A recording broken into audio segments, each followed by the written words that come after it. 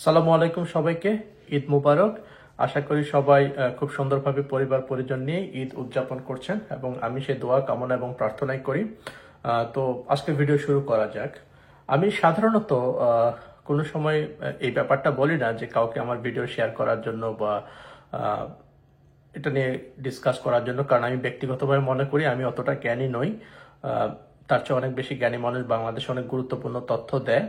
কিন্তু আসলে গত একটা মাস যেহেতু রমজান মাস ছিল, স্বাভাবিকভাবেই হচ্ছে রমজান মাসটা আমি একটু তুলনামূলক অফিসিয়াল যেসব কাজকর্ম আছে আমার সেগুলো থেকে একটু দূরে থাকার চেষ্টা করি।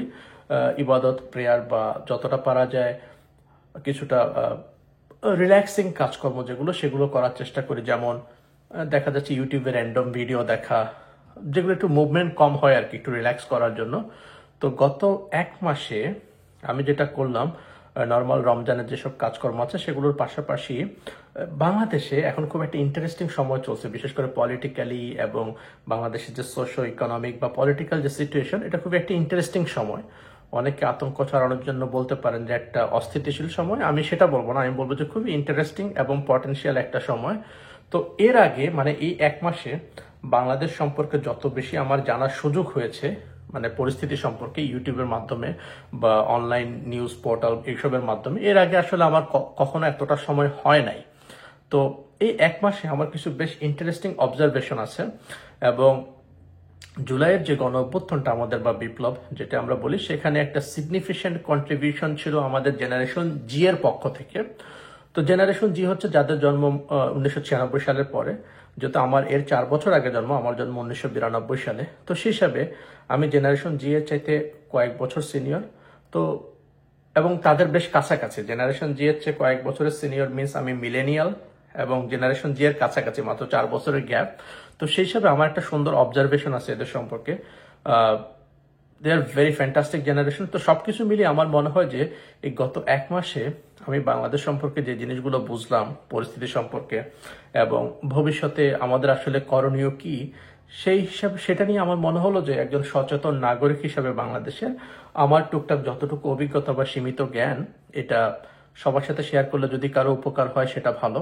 আসলে এই জায়গার মোটিভেশনটা আমি পাই কারণ যখন আমি বাংলাদেশ বিষয়গুলো নিয়ে কথাবার্তা বলতেছিলাম আমার ফ্যামিলি মেম্বারদের সাথে, তখন আমি তাদের কিছু ফিডব্যাক পাই এবং তাদের কিছু কনসার্ন ছিল। যখন আমি তাদেরকে এই বিষয়গুলো, এই কনসার্নগুলো ক্লারিফাই করি, তখন দেখলাম যে তাদের যে এক্সিস্টিং যে নলেজের লেভেল ছিল বা আন্ডারস্ট্যান্ডিং ছিল, সেখান থেকে তারা একটা বেশ ভালো অবস্থায় চলে গেছে।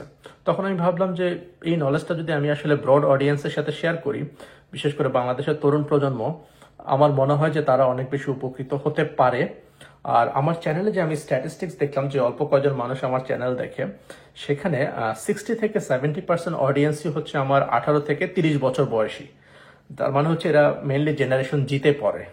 তো most of the audience in my channel, তারা আসলে জেনারেশন জি, যারা এত চমৎকার একটা আন্দোলন, এত বৈপ্লবিক একটা আন্দোলন করে ফেললো জুলাই মাসে, মোস্ট অফ দ্য পিপল হচ্ছে এই জেনারেশন জি এর। তো আমি তাদের জন্য ভাবলাম যে আমার যদি কিছু অভিজ্ঞতা শেয়ার করতে পারি, কিছু নলেজ যদি তাদের সাথে শেয়ার করতে পারি, যদি বয়সে কিছুটা বড় হিসাবে তাদের সাথে কিছু অভিজ্ঞতা শেয়ার করতে পারি, এবং সেটা যদি তাদের জন্য এবং আমাদের দেশের জন্য মঙ্গলজনক হয়, তাহলে আমি সেটা ওয়াই নট ডু। সো সেখান থেকে আসলে বেশ কয়েকটা বিষয় আজকে আলোচনা করব। আর আজকের ভিডিওটা যেহেতু আমি গতানুগতিক ধারার বাইরে টেকনিক্যাল জিনিস বা এসবের বাইরে গিয়ে কথা বলবো, একটু লেন্দি হবে।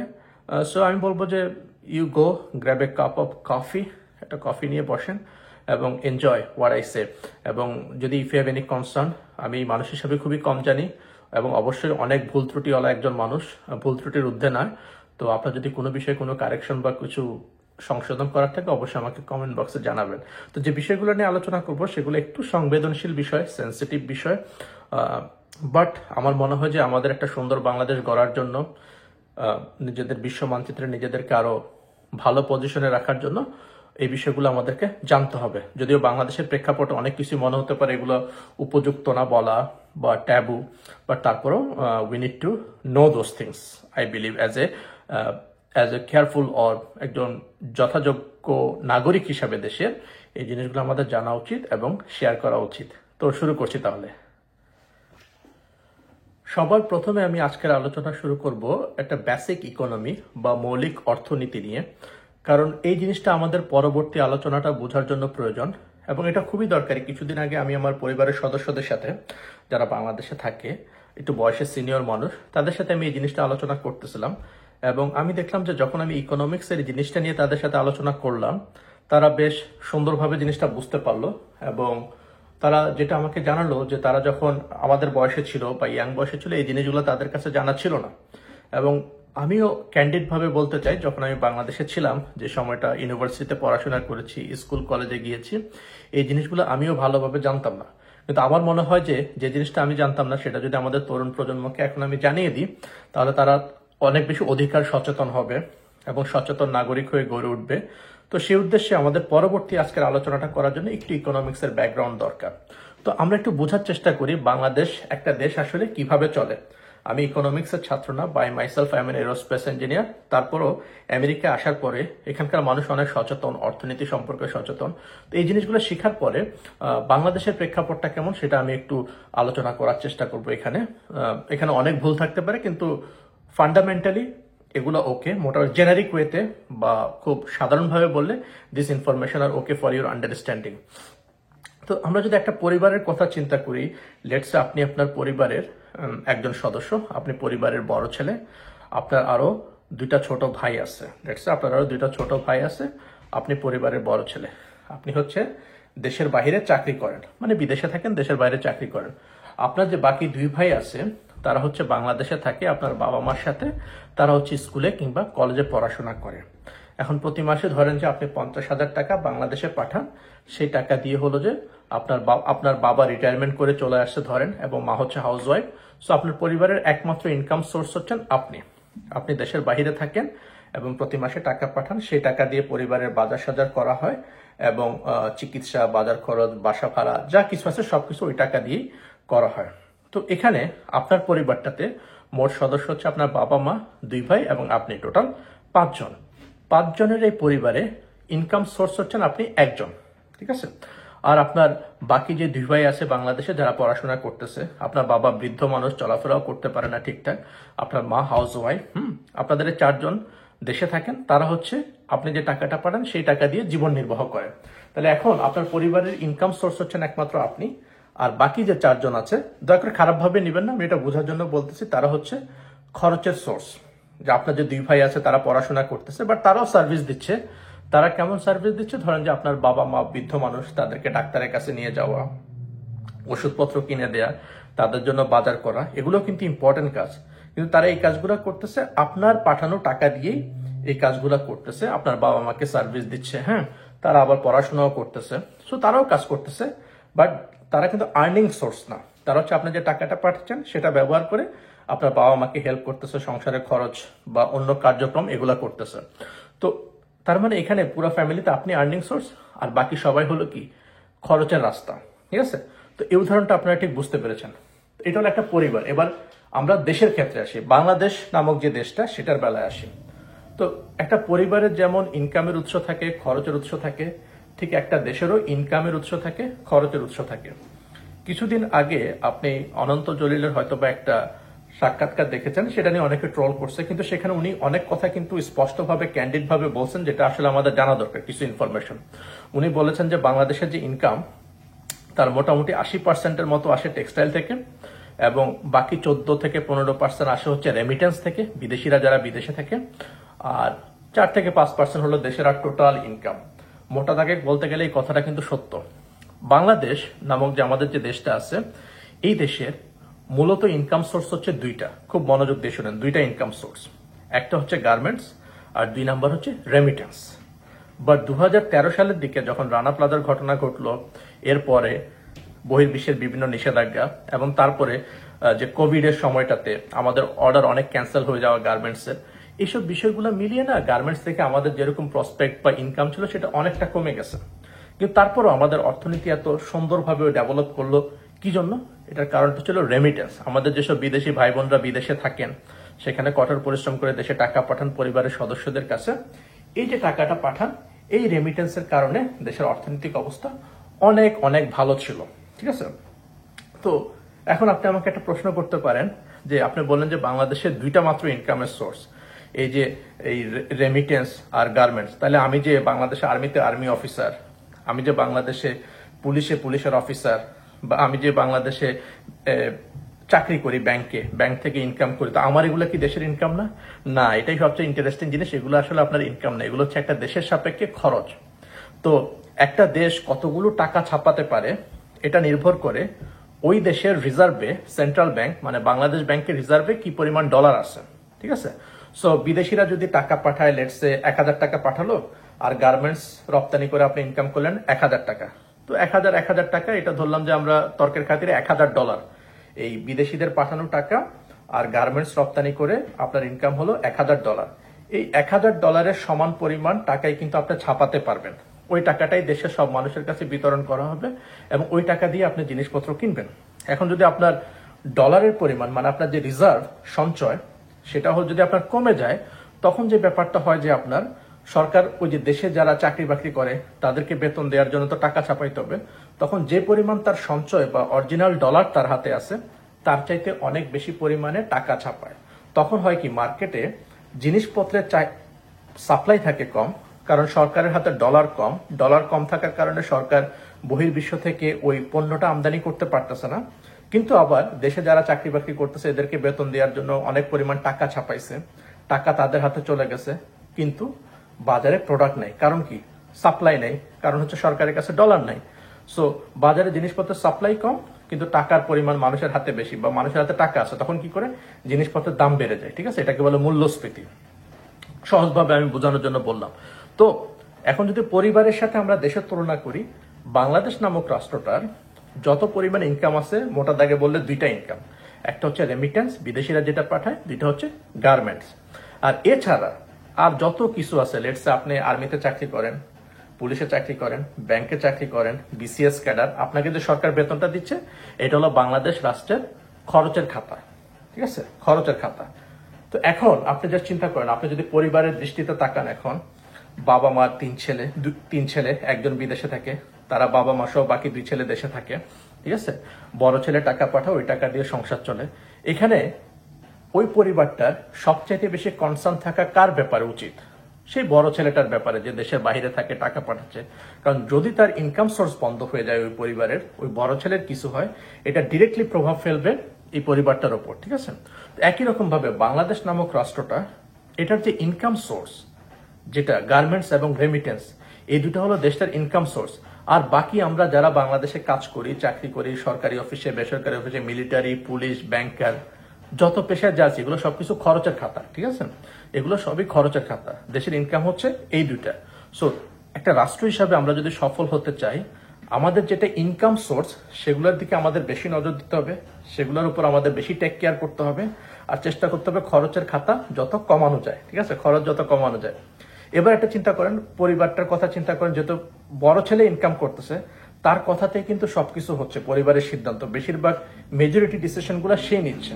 তো তদ্রুপ ভাবে একই জিনিস হওয়ার কথা কিন্তু একটা দেশের ক্ষেত্র। যারা দেশের income source, they should have significant command. তাদের কমান্ড বলবো না আমি, আসলে তাদের স্টেকটা সবচেয়ে বেশি, কারণ তারা হচ্ছে দেশের জন্য ইনকাম করতেছেন। ডক্টর ইউনুস স্যার যখন প্রবাসী লাউঞ্জ উদ্ভাবন করেন, তিনি এটা বলছিলেন খুব সুন্দরভাবে, যে বিদেশিদেরকে আমরা যেন সম্মানের সাথে আনতে পারি এবং সম্মানের সাথে আবার বিদেশে পাঠাতে পারি, সেই ব্যবস্থা করতে হবে, কারণ তারা হচ্ছে আমাদের দেশের ইনকাম। তো এটা অনেকেই বুঝে না, এই জন্য আমি পরিবারের উদাহরণটা দিয়ে বুঝালাম যে রেমিটেন্স এবং গার্মেন্টস আমাদের দেশে কি পরিমাণ গুরুত্বপূর্ণ। সো যেহেতু এই দুটো আমাদের ইনকাম সোর্স, সেহেতু এবং এই দুটাই যেহেতু আমাদের দেশের আয়ের উৎস, সুতরাং আমাদের চেষ্টা করতে হবে এই আয়ের উৎস যেগুলা, সেগুলোর জন্য আমরা যথাযথ মূল্যায়ন করি, এবং যেগুলা ব্যয়ের উৎস, সেগুলোর দিকে যেন আমরা নজর রাখি, ঠিক আছে? আয়ের উৎস যেন ব্যয়ের উৎসকে কোনোভাবে সুপারসিড না করে, ঠিক আছে? সো এটা হলো আমার ইকোনমিক একটু জ্ঞান আপনাদের দেওয়া দরকার ছিল। এটা যখন আমি আমার বাংলাদেশে যারা পরিবারের সদস্য তাদেরকে বুঝাই, এটা দেখলাম যে বেশ তাদের মধ্যে একটা ইতিবাচক পরিবর্তন দেখলাম, এবং এটা তো সত্যি কথা। সো আমার মনে হয় যে এই জিনিসটা আমরা যখন স্কুল কলেজে পড়াশোনা করি, আমাদের সমাজ, অর্থনীতি অনেক কিছু পড়ালেও এই মৌলিক জিনিসটা পড়ানো হয় না। তো এই জিনিসটা আশা করি আপনারা বুঝতে পারছেন, এবং বুঝতে পারলে আমাদের পরবর্তী ডিসকাশনটা খুবই ইন্টারেস্টিং হবে আপনাদের জন্য। তো আমাদের ইকোনমিক্সের নলেজ এখন আমাদের হয়ে গেল, এখন আমরা অন্য কিছুর দিকে দৃষ্টিপাত করি। যে বাংলাদেশ কিন্তু অত্যন্ত চমৎকার একটা সময় পার করছে। আপনারা যদি দেখেন যে গত মাসে আমাদের রেমিটেন্সের পরিমাণ রেকর্ড ছেড়ে গেছে, প্রায় $4 বিলিয়ন কাছাকাছি একটা সিঙ্গেল মাসে। তারপর আমাদের প্রফেসর ইউনুস স্যার চায়নাতে গেলেন এবং সেখানে থেকে উনি যে পরিমাণ অর্জন নিয়ে এসেছেন, এই পরিমাণ অর্জন বাংলাদেশের কোনো রাষ্ট্রপ্রধান এর আগে করতে পারেননি। এবং আমি মনে করি professor doctor Muhammad Yunus sir বাংলাদেশের জন্য আমাদের খোদা তাআলা আল্লাহর তরফ থেকে আসা একটা বিশাল রহমত আমাদের দেশের মানুষের জন্য। এবং এই বিষয় নিয়ে আমি খুব ডিটেলস বলার দরকার নেই, আপনারা ইউটিউবে শুনে থাকেন তিনি কিভাবে বহির্বিশ্বের সকল প্রকার ষড়যন্ত্র থেকে আসলে বাংলাদেশকে বাঁচিয়ে রেখেছেন আল্লাহর অশেষ রহমতে এবং দেশের মানুষের দোয়ায়। এবং আপনারা দেখেছেন যে আমি ইউটিউবে এরকমও শুনেছি, যেহেতু আমি গত একটা মাস অনেক সময় ইউটিউবে স্পেন্ড করছি, আমাদের বাবা বা মায়ের বয়সী মানুষজন তারা ইউটিউবে বলতেছেন যে তাদের জন্মের পরে বা বুদ্ধি হওয়ার পরে তারা কখনো এরকমটা দেখে নাই যে স্বাভাবিক মাসের চাইতে রমজান মাসে কোনো একটা জিনিসপত্রের দাম কম। এই জিনিসটা এন্টায়ারলি তাদের জন্য নতুন। তো এই জিনিসটা স্যার আমাদেরকে করে দেখাইছেন তার সরকার, অবশ্যই সাধুবাদ পাওয়ার উপযুক্ত এটা। তারপর এত উপকার, এত ষড়যন্ত্র, আইন শৃঙ্খলা পরিস্থিতি অবনতি করার চেষ্টা, এত কিছু সত্ত্বেও আমাদের যে দেশের মানুষ তারা যে নিরাপদভাবে যেন দেশের বাড়িতে যেতে পারে, তাদের পরিবার পরিজনের সাথে ঈদ করতে পারে। তারপর জাতিসংঘের মহাসচিবকে নিয়ে আসা বাংলাদেশে, আপনারা জানেন যে ইউনুস স্যার যখন ক্ষমতা নেন তখন এরকম কিছু প্রোপাগান্ডা ছড়াচ্ছিল যে উনি যখন জাতিসংঘ অধিবেশনে যাচ্ছেন, উনাকে আসলে জাতিসংঘ অধিবেশনে যাওয়ার জন্য অনুমতি দেওয়া হচ্ছে না, কারণ জাতিসংঘের মহাসচিব নাকি শেখ হাসিনার পদত্যাগ পত্র দেখতে চেয়েছেন ওনার কাছে। তো এই কাহিনীগুলো নিশ্চয় আপনারা ভুলে যাননি, এগুলো অল্প কিছুদিন আগের কথা। তো এইসব প্রোপাগান্ডা যারা ছড়িয়েছে তাদের জন্য একটা চপেটাঘাত হচ্ছে। খোদ জাতিসংঘের মহাসচিবই বাংলাদেশে চলে আসছেন রোহিঙ্গাদের সাথে ইফতার করার জন্য, এবং বাংলাদেশের মতো একটা অগুরুত্বপূর্ণ দেশে উনি 4 দিন অবস্থান করেছেন, যেটা কিন্তু খুবই রেয়ার। সাধারণত আমাদের মতো দেশে উনি 3-4 ঘন্টার জন্য আসেন অন্য একটা দেশের কানেকশন ফ্লাইটে, সেটাই হয়।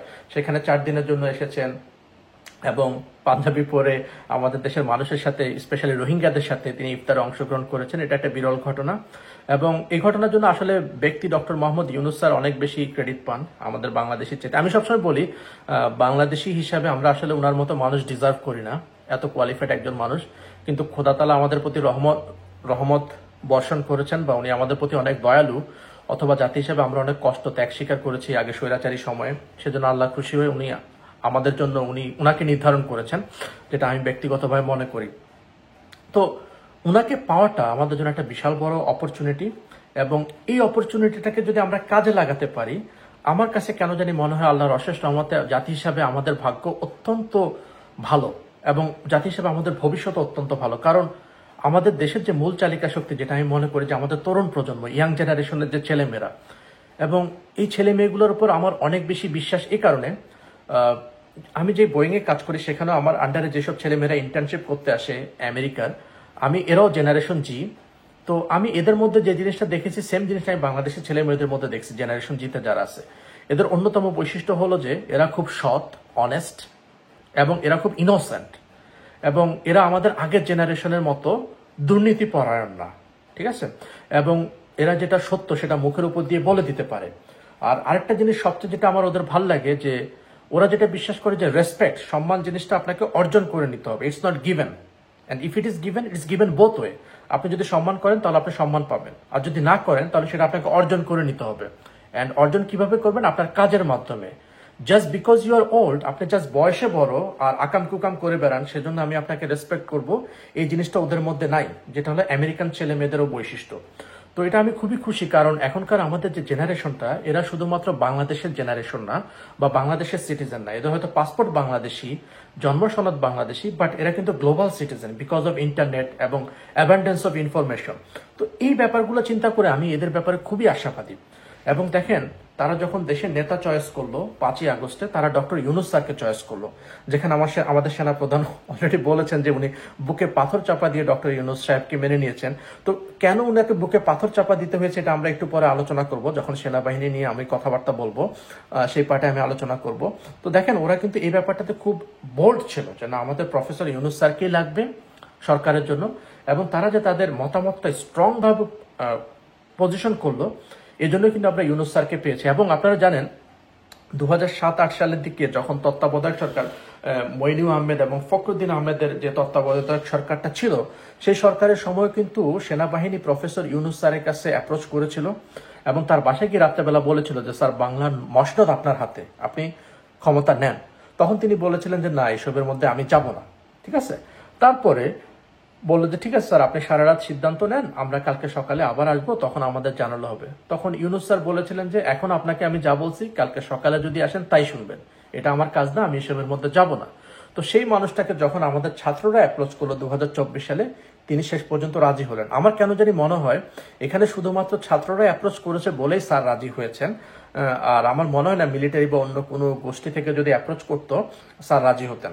কারণ উনি বেসিক্যালি একজন অধ্যাপক, প্রফেসর।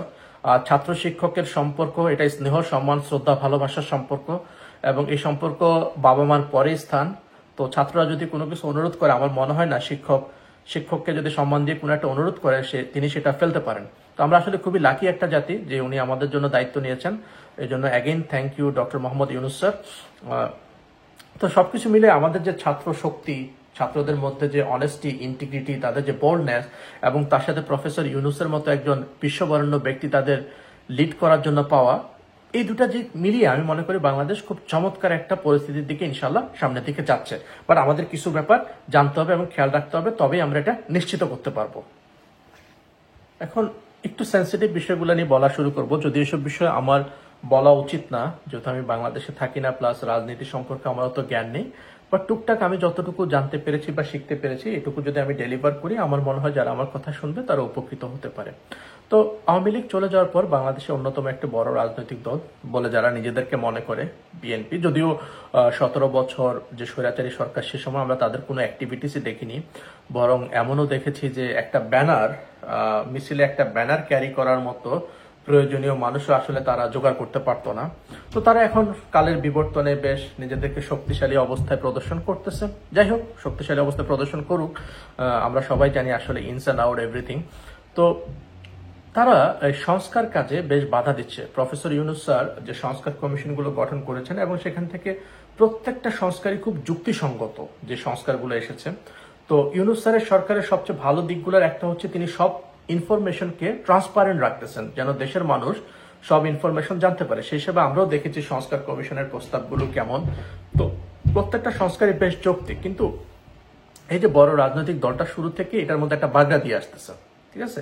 এই বাগড়া দিয়ে আসাটাই কিন্তু আসলে আমাদের যে ছাত্ররা, তাদেরকে কিন্তু বাধ্য করছে একটা নতুন প্ল্যাটফর্ম তৈরি করতে, তাদের একটা নতুন রাজনৈতিক দল তৈরি করতে। এবং আমার মনে হয় যে নতুন রাজনৈতিক দল তৈরি করার পর থেকে এই বড় রাজনৈতিক দল বিএনপি তাদের সমালোচনা করে আসতেছে। আমার মনে হয় এটা যে বড় রাজনৈতিক দলটা বিএনপি, তাদেরই ব্যর্থতার ফসল হচ্ছে এই ছাত্রদের এই নতুন রাজনৈতিক দল গঠন করা। কারণ আমাদের এই যে ছাত্ররা, তারা ছিল এইসব বড় দলের নেতাকর্মীদের সন্তানতুল্য মানুষ, কিন্তু এই যে সন্তানতুল্য ছেলে মেয়েগুলো যখন যৌক্তিক দাবিগুলো নিয়ে গেল, যে রাষ্ট্রপতি চুপ্পুকে সরানো, তারপরে ওয়াকারকে সরানো, মানে ওয়াকারুজ্জামানের বিরুদ্ধে যে কথাগুলো বলা, এগুলা কোনো কিছুতেই যৌক্তিক যে দাবিগুলো বা যৌক্তিক যে কনসার্নগুলো তারা নিয়ে আসছে, এগুলোর কোনো কিছুতেই বিএনপির কোনো সমর্থন ছিল না। তো তারা বাধ্য হয়ে তাদের জন্য একটা আলাদা প্ল্যাটফর্ম তৈরি করা প্রয়োজন হয়ে যায়, এবং সেটা তারা করেছে। এবং আমি দোয়া করি, মন থেকে প্রার্থনা করি, দেশের সবাই তাদের জন্য দোয়া করে, তারা যেন সফলকাম এবং কামিয়াব হয়। কারণ আমাদের দেশটাকে যদি কেউ সঠিক পথে নিয়ে যেতে পারে, তাহলে শুধুমাত্র ইউনুস স্যার এবং এই যে আমাদের যে কোমলমতি শিক্ষার্থী জেনারেশন জি এর যেসব ছাত্রছাত্রীরা আছে যারা সৎ, বোল্ড, এরাই পারবে। আমি যেটা বিশ্বাস করি, পুরাতন দিয়ে সম্ভব না। পুরাতন এসব কুলাঙ্গার, অসৎ এসব মানুষদের সম্ভব না, এরা ওয়েস্টার্ন জেনারেশন। তো এই জন্য আসলে আমাদের ছাত্রছাত্রীরা একটা নতুন দল গঠন করতে সমর্থ হয়েছে, এবং দল গঠন করার পরে বিভিন্ন প্রোপাগান্ডা তাদের বিরুদ্ধে ছড়াচ্ছে এবং বিভিন্ন নেতিবাচক ইনফরমেশন আসতেছে। বাট একটা জিনিস কি, যখন মাঠ পর্যায়ে কাজ করতে যাই, এটা অনেক চ্যালেঞ্জিং আমরা বুঝি, এবং সেখানে অনেক বিতর্কের অবতারণা হয়, অনেক কাজকর্ম অনেকভাবে প্রশংসিত হয়, নিন্দিত হয়। তো আমরা এটা বুঝি, আমরা জাস্ট কোনো একটা কিছুর উপর বেস করেই সিদ্ধান্ত নিয়ে নিব না। আর তারা বয়সে ছোট, আমাদের ভুল করবে, মানুষ হিসাবে আমরা ভুল করব, ভুল থেকে শিখব এবং শিখে নিজেদেরকে আরো বেটার করব। এটাই আমাদের মানুষের বৈশিষ্ট্য হওয়া উচিত। জাস্ট ভুল করলো বলে আমরা কাউকে অ্যাবান্ডন করে দিব, এরকম না, ঠিক আছে? তো ছাত্ররা ভুল করবে, ভুল থেকে শিখবে, এখান থেকে ম্যাচিউর হবে, এটা আমরা আশা করি। আর একটা জিনিসটা দেখলাম যে খুব বিতর্ক হলো, আমি আমার নিজের অবস্থানটা একটু জানাই। আমাদের ছাত্র সমন্বয় অত্যন্ত স্নেহের সার্জিস আলম, দেখলাম যে তিনি একটা বড় গাড়ির বহর নিয়ে তার এলাকাতে গিয়েছেন, এটা নিয়ে অনেকে বেশ সমালোচনা করতেছেন। কিন্তু আমি মনে করি যে এটা আসলে রাজনীতির মাঠটাই এমন। আমেরিকা তো আমি এই জিনিসটা দেখেছি যে প্রান্তিক যে জনগোষ্ঠী, তাদের কাছে সব যদি আপনি কিছুটা না করেন, আসলে ভোটের মাঠে এখানে কম্পিটিশন করাটা কঠিন।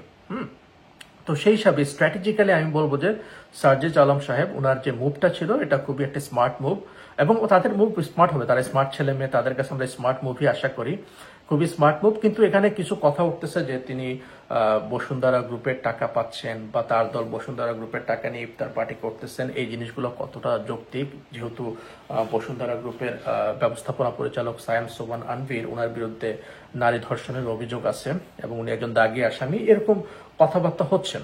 তো এই জায়গাটা নিয়ে আমি কিভাবে ব্যাখ্যা করব, ঠিক আছে, এটা একটা ইম্পর্টেন্ট জিনিস, খুব মনোযোগ দিয়ে কথাটা শুনবেন। আমি কাউকে সাপোর্ট করতেছি না, কিন্তু খুব মনোযোগ দিয়ে কথাটা শুনবেন। আমেরিকা তো যে ডেমোক্রেট এবং রিপাবলিকান দুইটা টিম আছে বা রাজনৈতিক দল আছে, তারা কিন্তু নির্বাচনের সময় যত আমেরিকার বড় বড় কোম্পানিগুলো, তাদের থেকে কিন্তু ডোনেশন পায়। তারা ডোনেশন মানে কি, এটা বড় অ্যামাউন্ট অফ মানি, এবং সাধারণত কোম্পানিগুলো সবাইকেই কিন্তু টাকা দেয়, কিন্তু তাদের ইন্টারেস্ট বা তাদের স্বার্থের উপর ভিত্তি করে লেটসে আগামী 4 বছরে তাদের যেই যেই জিনিসগুলো দরকার, যেমন ট্যাক্স কমানো, বা তারা ধরেন চিন্তা করতেছে একটা অঙ্গরাজ্য ধরেন টেক্সাসে তারা তাদের ফ্যাক্টরি নেবে, ওখানে তারা চাচ্ছে তারা যেন কম ট্যাক্সে ওখানে ফ্যাক্টরি স্থাপন করতে পারে।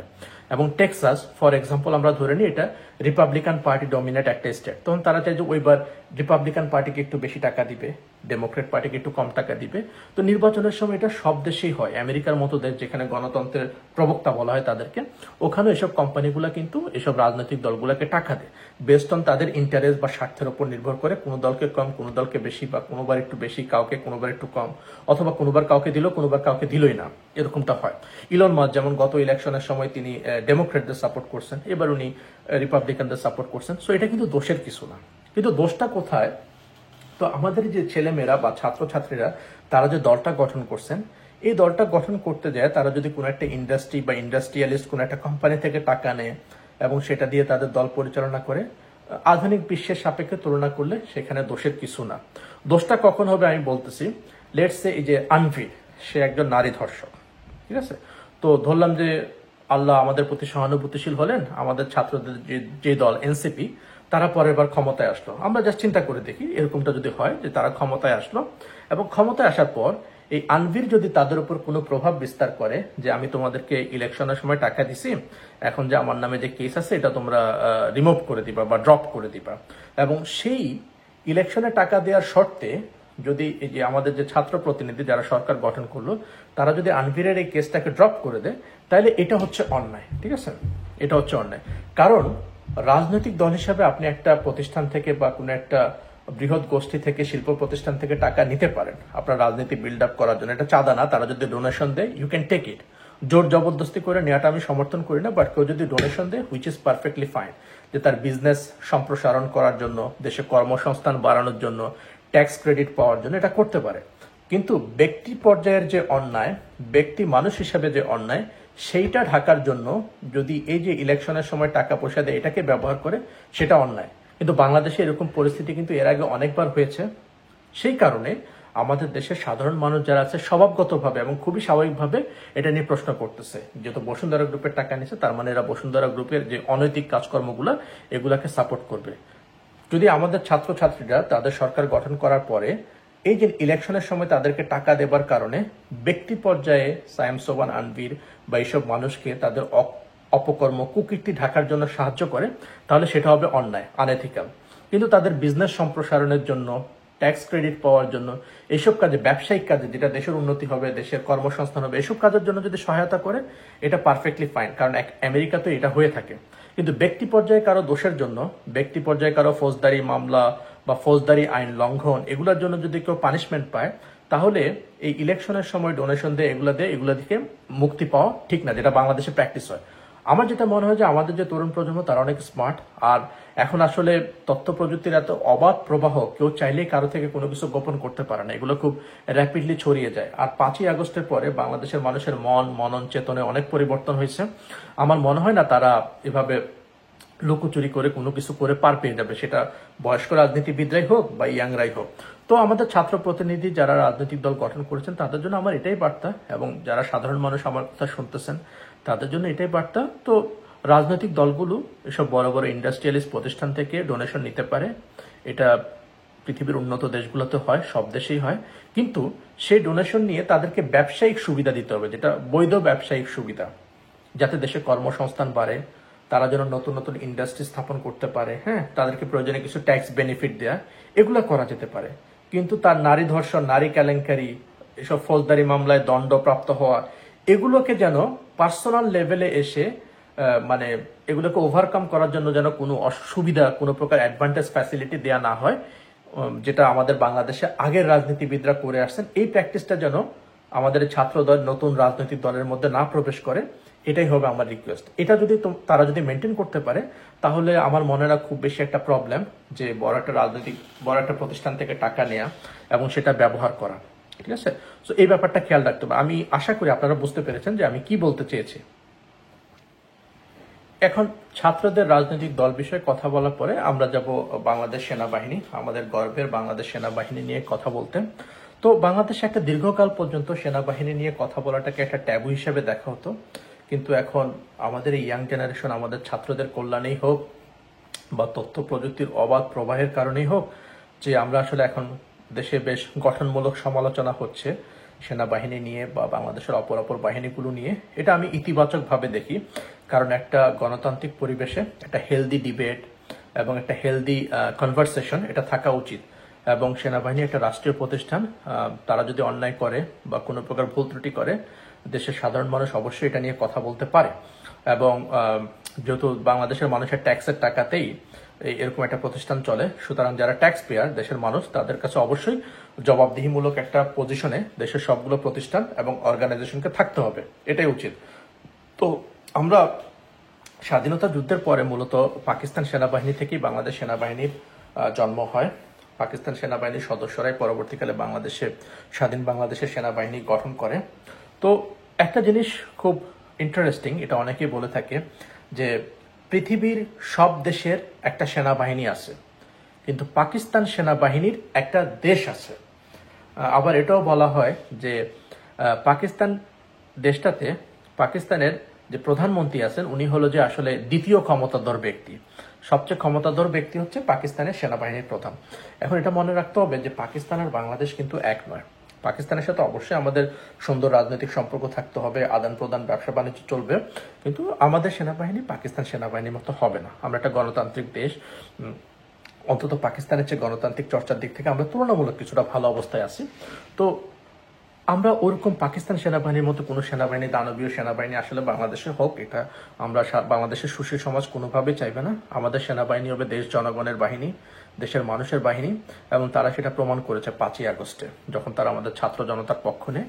যদি এটা এখানে বিতর্কের ব্যাপার আছে, জাতিসংঘ থেকে ভলকার তুর্ক বলেছেন যে তিনি আগস্টের 3 তারিখে সেনাবাহিনীকে সাবধান করেন যে তারা যদি এই ধরনের ছাত্র নিধন কর্মকাণ্ডে অংশ নেয়, তাহলে জাতিসংঘ মিশনে তাদের যে প্রক্রিয়াটা এটা বন্ধ হয়ে যাবে। এবং স্বাভাবিক, যারা সেনাবাহিনীতে চাকরি করে হালাল উপায়ে যদি কিছু টাকা ইনকাম করতে চায়, তাহলে ইউনাইটেড মিশন যেটা, সেটা একটা বড় earning source, good earning source. তো অবশ্যই তারা চাইবে না যে একটা স্বৈরাচারের কথা শুনে এই জিনিসটা হারাবে। তো সে কারণেই হোক, দেশাত্মবোধ থেকেই হোক, দেশপ্রেম থেকেই হোক, এন্ড অব দ্য ডে তারা আমাদের ছাত্র জনতার পক্ষে এসে দাঁড়িয়েছে। তবে আমি এটাও বিশ্বাস করি, তারা যদি এসে না দাঁড়াতো, তারপরেও আমাদের ছাত্র জনতা তারা সাকসেসফুল হতো। সেক্ষেত্রে হয়তো বা ব্লাডশেড হতো কিছু, আরো বেশি রক্ত ক্ষয় হতো, কিন্তু ওভারঅল বহির্বিশ্বে যে বাংলাদেশের সচেতন নাগরিকরা, তারা যেভাবে বিভিন্ন আমেরিকাতে যারা থাকে, তারা যেভাবে বিভিন্ন আমেরিকার সিনেটরদের কাছে, জাতিসংঘের কাছে রিপোর্ট করা শুরু করেছিল, তাতে এটা আসলে বেশিক্ষণ স্থায়ী হতে পারতো না। শেখ হাসিনার যে রেজিমটা, আর্মি যতই তাদেরকে সহায়তা করুক, দিন শেষে আমাদের ছাত্র জনতার জয় হতোই।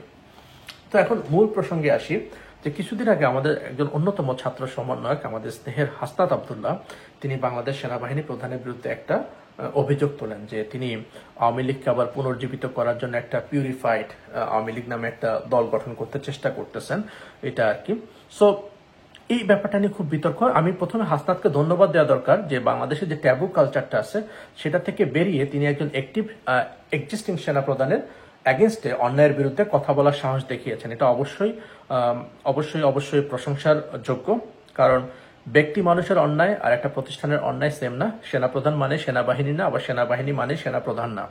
আর মোরওভার, আমি যখন ইকোনমিক্সের জ্ঞান আপনাদেরকে দিয়েছিলাম, তখন আমি বলেছি যে বাংলাদেশের ইনকামের সোর্স হচ্ছে গার্মেন্টস, মূলত এবং হচ্ছে রেমিটেন্স, ফরেন থেকে আসা রেমিটেন্স। এছাড়া যারা সরকারি কর্মচারী আছেন তারা কিন্তু সবার বেতন কিন্তু এসব এই দেশে যে ইনকাম আসে সেখান থেকে আসলে কিন্তু তাদের বেতন হয়, বা আরো সাধারণভাবে বলে মানুষের ট্যাক্সের টাকায়। সো আধুনিক গণতান্ত্রিক ব্যবস্থায় যারা সরকারি ট্যাক্সের টাকায় চলেন সেখানে জনগণই হচ্ছে দেশের বা রাষ্ট্রের মালিক, আর তারা সবাই হচ্ছে প্রজাতন্ত্রের কর্মচারী। ঠিক আছে? সো জনগণই যেহেতু সব ক্ষমতার উৎস, সেহেতু জনগণকে হুমকি ধামকি দিয়ে কথা বলা, আঙ্গুল তুলে কথা বলা, এটা আসলে শোভন না। উন্নত বিশ্বগুলোতে এই কাজগুলো হয় না। আপনারা দেখে থাকবেন আমাদের প্রফেসর ইউনূস স্যার যখন জাতির উদ্দেশ্যে কথা বলেন তিনি কতটা বিনয়ের সাথে কথা বলেন, হ্যাঁ, কতটা সম্মান দিয়ে কথা বলেন। কারণ respect is given both way, আপনি সম্মান দিলে সম্মান পাবেন, এবং এটাই উচিত। যেহেতু রাষ্ট্রের মালিক জনগণ, প্রফেসর ইউনূস স্যারের বেতনও তো হচ্ছে রাষ্ট্রের টাকা দিয়ে, সুতরাং তিনি তো জনগণের সেবক, জনগণের শাসক না। ঠিক আছে? তো একই জিনিসটা সেনাপ্রধানের জন্য প্রযোজ্য। আর তিনি সেনাপ্রধান বা সেনাবাহিনীতে চাকরি করেন বলেই তার বিরুদ্ধে কথা বলা যাবে না, তার অন্যায় করা যাবে না, এটা অন্যায় স্বীকার করে নিতে হবে, এটা আসলে ব্যাপারটা এমন না। কারণ এখন সালটা সে জিয়াউর রহমানের সময় বা হোসেন মোহাম্মদ এরশাদের সময় না। ওই সময় ধরেন রাতে একটা ঘটনা ঘটলো, ওইটা আপনার সকালবেলা নিউজ পেপারে আস্তে আস্তে অনেক কিছু কাটসাট হয়ে নিউজ পেপারে আসতো, তারপর আমরা জানতাম। এখন টেকনোলজির কল্যাণে দেশের প্রত্যেকটা মানুষ আসলে এক একজন সাংবাদিক, এক একজন মিডিয়া। ঠিক আছে? তো এখন আসলে ওইভাবে কোনো কিছুকে ধামাচাপা দিয়ে রাখা সম্ভব না, এক নম্বর। আর ছেলেমেয়েরা অনেক স্মার্ট, এদের সাথে আসলে নৈতিকভাবে যৌক্তিক দিক থেকে লড়াই করতে হবে। ওই লুকো ছাপা করে এগুলো আসলে এদের সাথে করা যাবে না। ঠিক আছে? কেন আমি বললাম, দেখেন আমাদের দেশে এখন প্রধান উপদেষ্টা হচ্ছে দেশের নির্বাহী প্রধান। তো কে রাজনীতি করবে, কাকে রাজনীতিতে আনতে হবে, এটা তিনি ঠিক করবেন। সেনাবাহিনীর দায়িত্ব এটা না। সেনাবাহিনীর মূল দায়িত্ব হচ্ছে দেশের স্বাধীনতা এবং সার্বভৌমত্ব রক্ষা করা আমাদের বহিঃশত্রু আক্রমণ থেকে। যেমন এই মুহূর্তে আমাদের সবচেয়ে বড় শত্রু হচ্ছে ভারত। ভারতের আক্রমণ থেকে কিভাবে আমাদেরকে রক্ষা করতে হবে, আমাদের স্বাধীনতা সার্বভৌমত্ব, এটা হচ্ছে তাদের প্রধান দায়িত্ব। দেশের রাজনীতিতে কে ইলেকশন করবে, কে ইলেকশন করবে না, it is not their duty. এটার জন্য আমাদের মাননীয় প্রধান উপদেষ্টা আছেন, তিনি সিদ্ধান্ত নেবেন। হ্যাঁ, আমাদের ছাত্র জনতা, তারপর অন্য যে রাজনৈতিক দলগুলো, তারা সিদ্ধান্ত নেবে। ঠিক আছে? সেনাবাহিনীর এখানে হস্তক্ষেপটা একেবারে অনুপযুক্ত। ঠিক আছে? কারণ রাষ্ট্রের টাকায় যাদের বেতন হয় তাদের রাষ্ট্রের সেবা করবে, যার যেটা দায়িত্ব। ঠিক আছে? এটা করতে হবে। এটা বিধি লঙ্ঘন করে যখন এই ধরনের কাজ করা হয়, অবশ্যই দেশের মানুষ এটার বিরুদ্ধে সোচ্চার হওয়া দরকার। এক্ষেত্রে অবশ্যই হাসনাত অবশ্যই তার একটা বিশাল ধন্যবাদ পাওয়ার যোগ্য তার এই অ্যাপ্রোচটার জন্য, এবং আমরা তার এই অবদানটা সবসময় মনে রাখবো। আরেকটা জিনিস যেটা হচ্ছে, যেটা আমি বলেছি যে এটা শুধু সেনাবাহিনী না, দেশের প্রত্যেকটা বাহিনী এবং যারা সরকারি কর্মকর্তা কর্মচারী তাদের মনে রাখতে হবে তারা রাষ্ট্রের কর্মচারী, এবং তাদেরকে আসলে রাষ্ট্রকে সার্ভ করতে হবে, কনস্টিটিউশনকে সার্ভ করতে হবে। এটার কোনো ব্যত্যয় করা যাবে না। উন্নত বিশ্বে তাই হয়, বাংলাদেশে ইনশাল্লাহ নতুন বাংলাদেশে আমরা এই জিনিসগুলো এনশিওর করব। তার মাধ্যমে অবশ্যই সেনা প্রধানের যে কার্যক্রম, যেটা বিধি বহির্ভূত, তার বিরুদ্ধে যে আমাদের ছাত্ররা কথা বলেছে, আন্দোলন করেছে, এটা হলো তার একটা প্রমাণ যে মানুষ সচেতন হওয়া শুরু করছে। একইভাবে আমি আবারও বলে রাখি, সেনাবাহিনী মানে কিন্তু সেনাপ্রধান না। সেনাবাহিনীর অনেক সদস্য দেশপ্রেমী, বেশিরভাগ সদস্যই, যেটা আমি মনে করি, স্পেশালি যারা ইয়াং জুনিয়র লেভেলে আছেন, তারা তাদের প্রতি, দেশের প্রতি তাদের প্রেম, দেশের মানুষের তাদের প্রতি ভালোবাসা, ভক্তি, শ্রদ্ধা সবই থাকবে। ব্যক্তি পর্যায়ের কারো দোষ কোনো একটা সংগঠনের উপর চাপিয়ে দেয়া, এটা আধুনিক বাংলাদেশে, নতুন বাংলাদেশে ইনশাল্লাহ হবে না। তো যাই হোক, আমি আশা করি বোঝাতে পেরেছি যে সেনাবাহিনীর যে বেতন, অন্য সরকারি কর্মকর্তা কর্মচারীর বেতন, এগুলো দেশের ইনকাম থেকে আসে। এই যে আমরা ফ্যামিলির একটা এক্সাম্পল দিয়েছিলাম ভিডিও শুরুতে, এগুলো হচ্ছে ইনকামের মতো।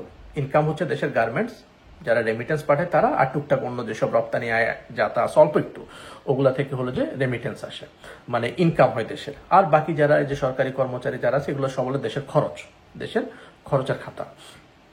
তো ঠিক আছে, যারা ইনকাম করতেছে আর যারা খরচ করতেছে, এই ব্যাপারটা আপনাদের সবসময় মাথায় রাখতে হবে। যে খরচ করতেছে তার মানে ধরবেন যে সে হলো যে সে আপনার কাছে অ্যাকাউন্টেবল দেশের মানুষ হিসেবে।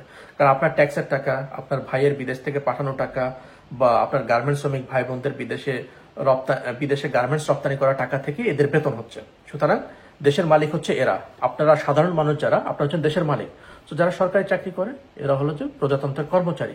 সুতরাং এটা অফকোর্স আপনাদের এনশিওর করতে হবে নতুন বাংলাদেশের জবাবদিহিতার যে কালচার, এটা যেন বাংলাদেশে থাকে। যেমন আমেরিকাতে হয়, কোনো একটা পুলিশ হয়তো কোনো একটা মানুষের উঠানে গেল, তখন সে উঠানে যাওয়ার পরে যদি ওই ব্যক্তিটা যদি কোনটা বিরক্তি বোধ করে, সে কিন্তু পুলিশকে বলে যে আমি একজন দেশের ট্যাক্স পেয়ার, আমার ট্যাক্সের টাকা তোমার বেতন হচ্ছে, সুতরাং তোমার এখানে অবস্থান, আমার উঠানে বা আমার গ্যারেজে তোমার অবস্থান, এটা আমার জন্য বিরক্তিকর।